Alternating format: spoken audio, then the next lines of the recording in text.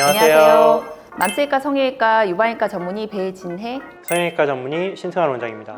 원장님, 오자절개로 유방 축소 수술을 하는 것이 환자들에게 가장 많이 알려져 있는데요. 왜 그런 걸까요? 이 문제를 이해하려면 축소 수술의 발달 과정을 한번 살펴볼 필요가 있는데요. 어느 분야나 그렇지만 1900년경 시작된 축소 수술의 초창기에는 여러 가지 수술 방법들이 난무하는 일종의 춘추전국 시대였습니다. 그렇게 여러 방법들이 무질서하게 혼용되어 오다가 1970년대 들어서 하나의 수술 방법이 각광을 받게 되는데요. 우리나라에서는 오자절개로 알려져 있죠. 역T자 절개술이었습니다.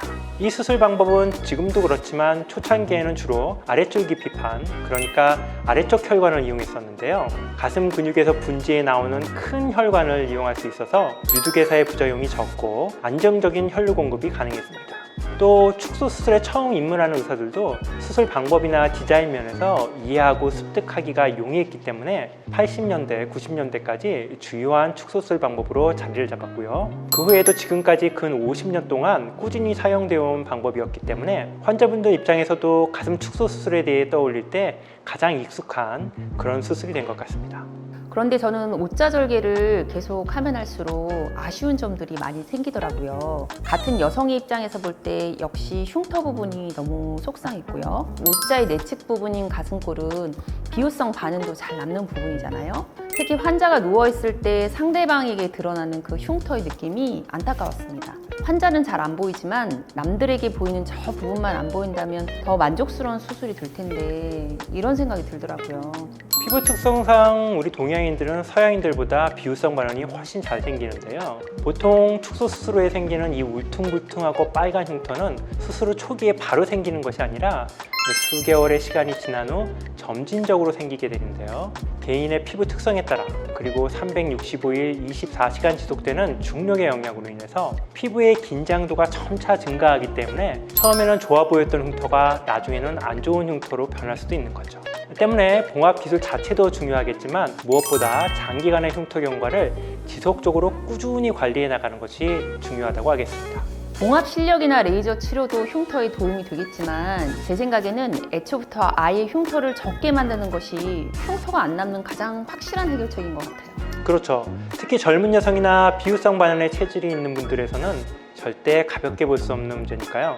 가능한 흉터를 짧게 남기는 것이 근본적인 해결 방법이라고 할 수 있겠습니다. 또 오자절개법을 지향하게 된 점은 오차 상처의 아래쪽 교차 지점이 진짜 잘 벌어진다는 거였어요. 치료가 빨리 끝나지도 않고 벌어져서 나중에 아문 부분은 흉터가 훨씬 더 많이 남게 되잖아요. 네, 교차 지점은 세 개의 피부판이 직각으로 서로 만나는 곳을 말하는데요. 중력의 영향을 받아 가슴 조직이 내려오면서 아랫부분에 힘을 가하게 되면 장력, 즉 피부 긴장도가 증가해서 상처의 치유 과정에도 영향을 미치게 됩니다. 흉터랑 상처 벌어지는 것도 문제였지만 제가 느꼈던 오자절개법의 가장 아쉬운 점은 장기 경과를 봤을 때의 모양이었어요. 시니어 환자분들 중에는 모양 상관없다 하시는 분들도 덜어는 계시기도 하고 많이 작아지고 어느 정도 모양이 이상하지만 않으면 만족하시는 분들은 그 차이를 잘 모르실 수도 있어요. 오자절개도 초반에는 예쁜데 몇 년 지나서 경과를 보면 네모지고 평평해지는 느낌이 아쉽더라고요. 고생해서 수술했는데 모양이 유지가 안 되면 너무 속상했어요. 오자절개술도 피판 선택이 다양해지고 있고요. 조직 리모델링도 함께 중요시하는 방향으로 발전했기 때문에 기존의 오자절개 단점들은 많이 극복이 되었습니다. 하지만 모양면에서 볼 때는 여전히 아쉬움이 남아있는데요. 수술 결과라는 게 초반에는 보기 좋더라도 장기적으로 중력의 영향으로 처질 수밖에 없는데요. 박스 브레스트 현상이라고 하죠. 가슴이 네모나고 평면적으로 보이는 것을 말하는데요. 오자절개는 기본적으로 속옷, 브리지어의 디자인을 차용한 2차원적인 디자인이기 때문에 수술 후 가슴 모양이 봉긋하기보다는 평평한 가슴, 즉 박시한 모양으로 자리 잡는 경향이 있습니다. 이제는 축소 수술도 주변에서 흔히 볼 수 있는 수술로 자리 잡았다고 할 수 있는데요. 이렇게 수술을 받으시는 분들이 급격히 늘어남에 따라 과거 크기에만 집착했던 추세에서 벗어나기 시작했는데요. 최근에는 모양과 흉터에 대한 기대치가 높아졌고 미적인 결과에 대한 요구도 증가하기 시작했습니다. 이에 따라 의사들도 환자들의 요구에 맞춰 어떻게 하면 좀 더 3차원적으로 봉긋하고 예쁜 가슴을 만들 수 있을지, 또 어떻게 하면 절개선을 짧게 남길 수 있을지, 이런 문제들에 대해서 주목하기 시작하면서 바로 수직절개법이 전 세계적으로 각광을 받고 있는 것 같습니다.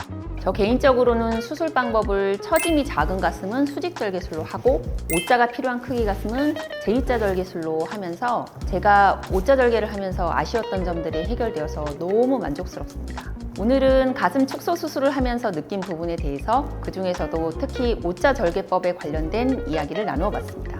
지금까지 맘스외과, 성형외과, 유방외과 전문의 배진의 성형외과 전문의 신승환 원장이었습니다.